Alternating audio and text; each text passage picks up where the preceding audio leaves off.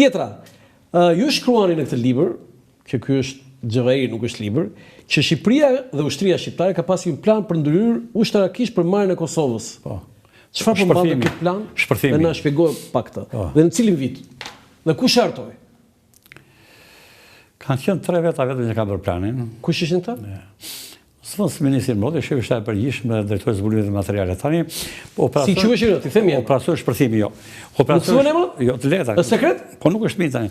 Operacioni shpërthimi. Operacioni shpërthimi u hartua plotësisht me pjesëmarrje masive të forcat armatose të Shqipërisë në kohën që do vdiste Titua dhe luftet do bëjë zënësimin e tij, kjo pritej.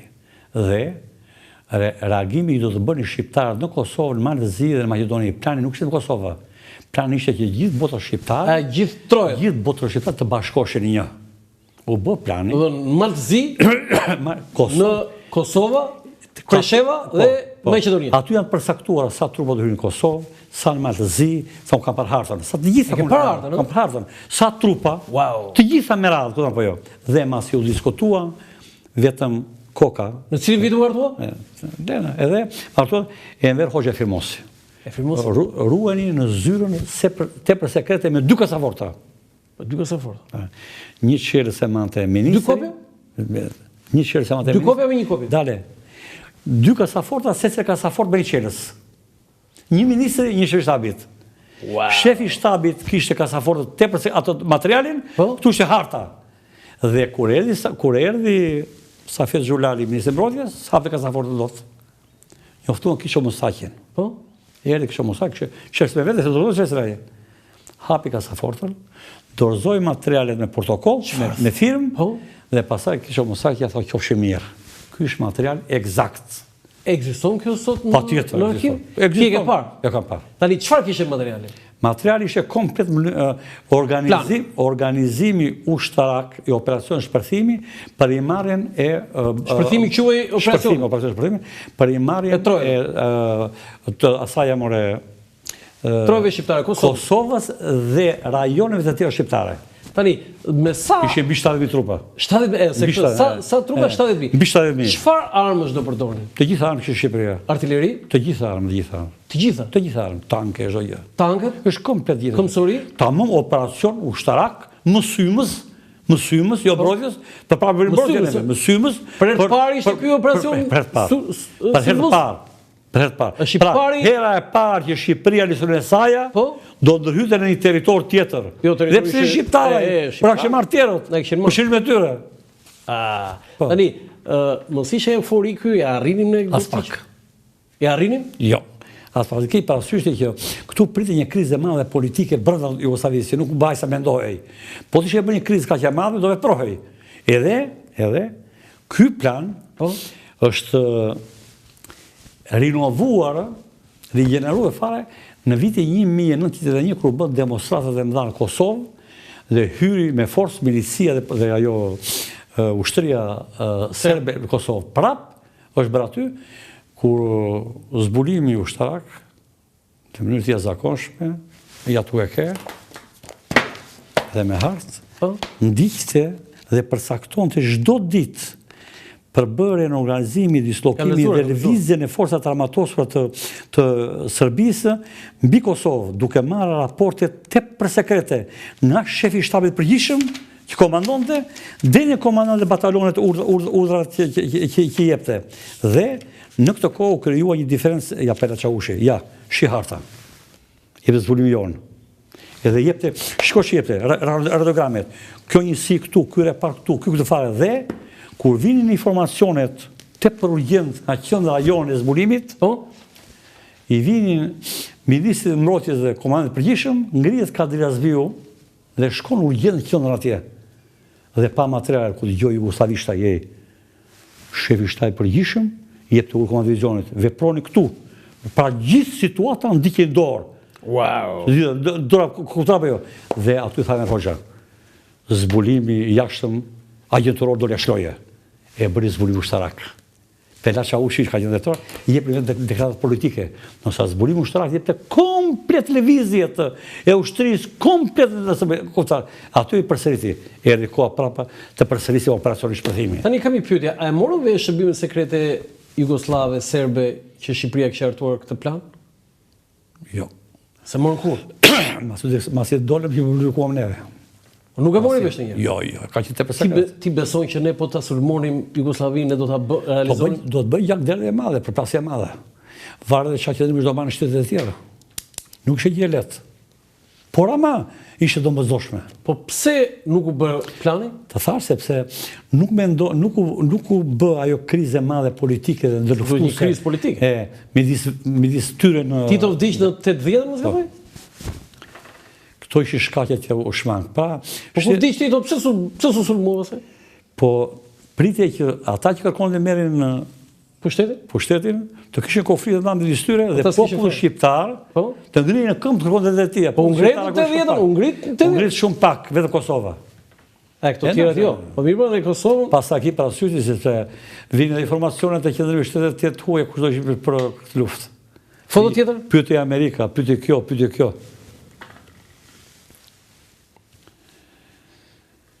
Tani këtu ketë ca heronjë të eshtur që në fakt nuk ishin të zbulimit, ta ishin janë kundër zbulimit sa. Brati Jorgo, Zia Kambo janë të gjithë të ushtrisë. Kam një pyetje unë. E di unë kjo nuk i luçi janë kuçi. Së pëlqen shumë. Tani kush është heroi? Ky kufitari dhe oficeri që mbronte kufit gjatë regjimit komunist apo diversanti që synonte të futej brenda kufit shqiptar dhe të rrëzonte regjimin komunist.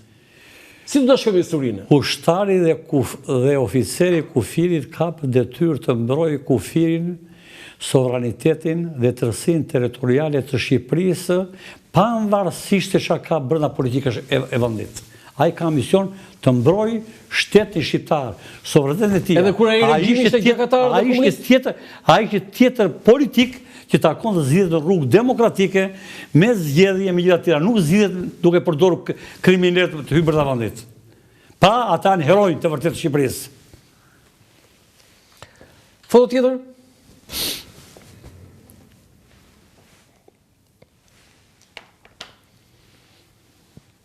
Ja që ka shkruar Enver Hoxha. A ishin këta herojë?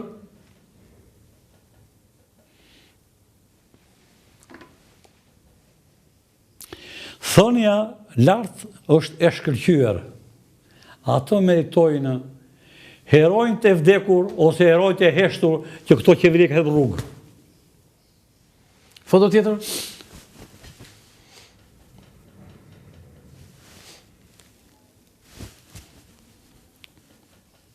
E këtu ishte të ajo pjesa e ushtrisë. E kishim ne kapacitetin ushtrisë për të bërë atë luftë?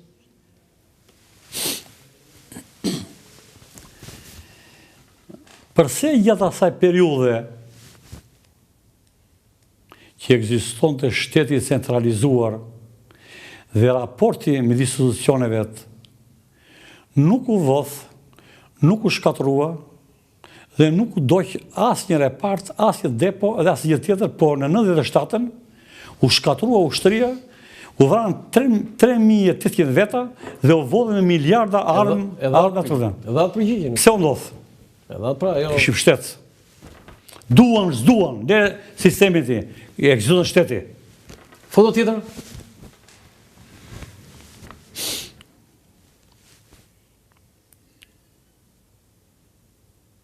Dhe mbas sa dhe një foto tjetër, se është e lidhur me atë foton që Kim filmin e sqaruan, po kam një foto tjetër. Kim filmi ka qenë agent shumë i fuqishëm, ka marrë shumë para. Ka marrë shumë para. Shpaguar në zakonshme. Tani, George Tenet, që ishte nga Himara. Po. Ka qenë drejtësias. Dhe në libër shkruan që nga një vend në Shqipërinë e Jugut. Po. Jugu është Himara. I besoni ju asaj që ka thënë Berisha që ky ka gënjur presidentin edhe për Shqipërinë? Për çfarë ka gënjur konkretisht? Po për ngjarjet e 97-s. Ka gishtësia në ngjarjet e 97-s?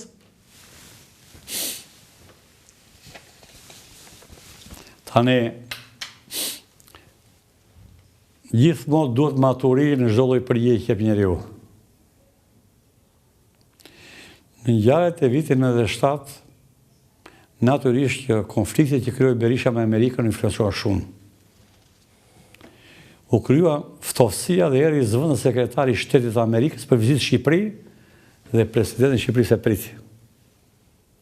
Marrëdhëniet ishin të fundit fare dhe mëteja, kur po merrte zjarr Shqipëria, 2 helikopterë nga aeroplani John Kennedy, erdhi unë në ambasadën në stadion, në fushën e stadionit. Dhe ambasada u mbyll fare, pra e braktisi.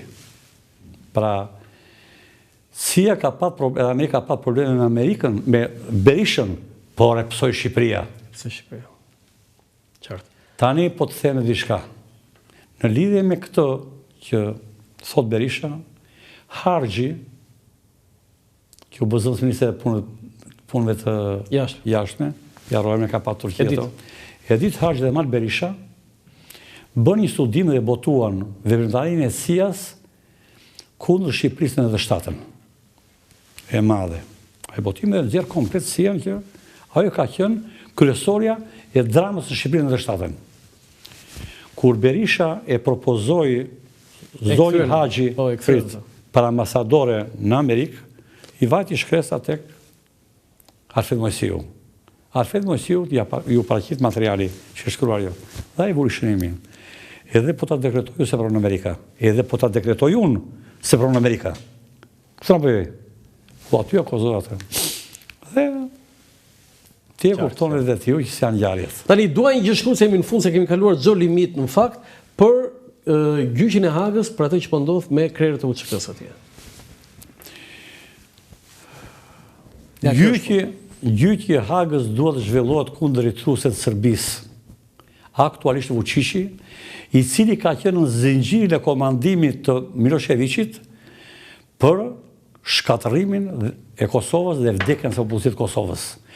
Vučići ka qenë ministri i propagandës zyrtar. Dhe sot është president dhe vazhdon rrugën që ka lënë Milošević. Ai ka vënë gjyqin e Hagës. Në raport me këta, më vjen shumë keq se edhe unë kam pjesën time për luftën shqiptare të Kosovës që është botuar, që nga Turqia bllokuan flotën ruse, hapën korridorin ajror, ndërtuam 4 qendra të mëdha të pritjes e Dirne në Shkupin e fare, po Thaçi ka boj shumë rënd në skenarin e tij për shkëndrimin e territoreve të Kosovës me atë. Dhe ishte një shtytje e madhe që dhe ai të shkonte në Burg.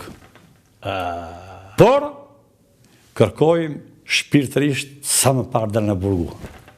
Janë bitë e Kosovës që sakrifikuan jetën. Edhe po nëse kanë gabuar, kanë gabime shumë të vogla, ndërsa Serbia me Vučićin kanë faje të rënda.